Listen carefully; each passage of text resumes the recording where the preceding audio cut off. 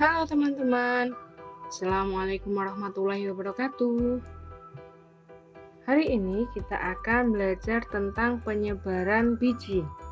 Nah, dalam materi penyebaran biji nanti kita akan membahas tentang apa alasan tumbuhan melakukan penyebaran biji, kemudian apa manfaat dari penyebaran biji, dan yang terakhir, bagaimana cara tumbuhan melakukan penyebaran biji? Nah, untuk mengetahui itu semua, yuk langsung saja kita masuk ke dalam materinya. Nah, yang pertama kita akan belajar tentang apa alasan tumbuhan melakukan penyebaran biji. Yang pertama itu agar tumbuhan bisa tumbuh di lingkungan yang baik. Yang kedua, agar tumbuhan tidak mengalami persaingan dengan induknya. Yang ketiga, agar tumbuhan mendapatkan akses ke cahaya matahari. Nah, jadi ini semua alasan tumbuhan melakukan penyebaran biji. Nah, pada saat penyebaran biji ini mengalami persaingan dengan induknya, maka tumbuhan tersebut tidak akan tumbuh dengan baik. Selain karena ada persaingan dengan induknya, dia juga akan kesusahan untuk mendapatkan akses ke cahaya matahari. Selanjutnya, apa manfaat dari penyebaran biji?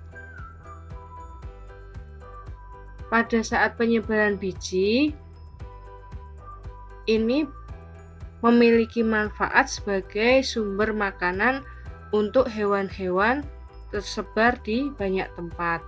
Kemudian, hewan-hewan juga bisa menggunakan tumbuhan sebagai tempat berlindung. Nah, dengan adanya penyebaran biji ini, maka tumbuhan akan tumbuh di berbagai tempat dan menghasilkan udara segar yang bisa dimanfaatkan untuk manusia. Kemudian, bagaimana cara tumbuhan melakukan penyebaran biji? Yang pertama itu melalui hewan. Nah, cara penyebaran biji dari hewan ini, pertama kali hewan memakan buah-buahan.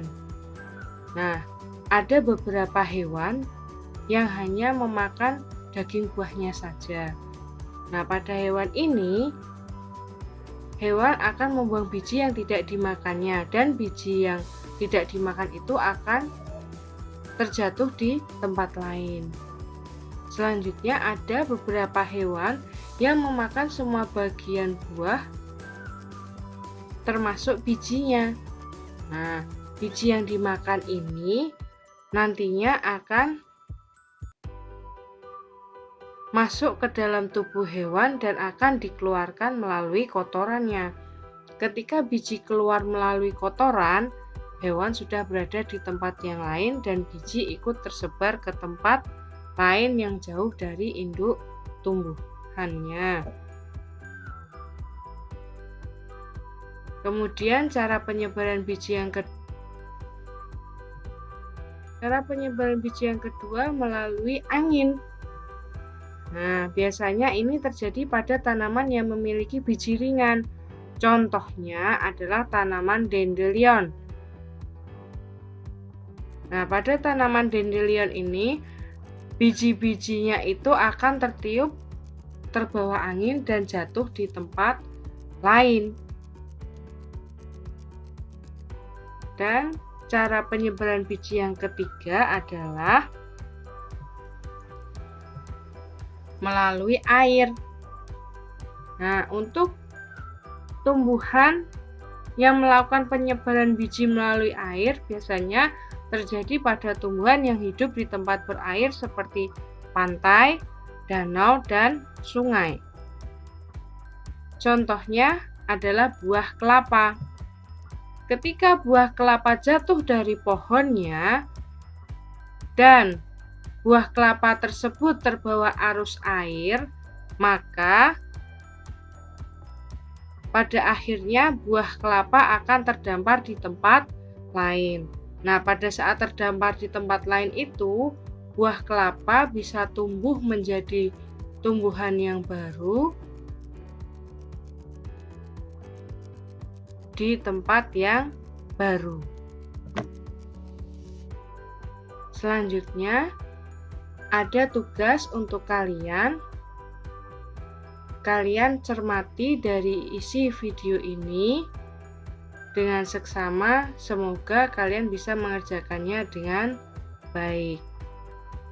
Nah, untuk tugasnya adalah rangkum materi dari video tersebut menggunakan bahasa kalian sendiri. Terima kasih. Wassalamualaikum warahmatullahi wabarakatuh.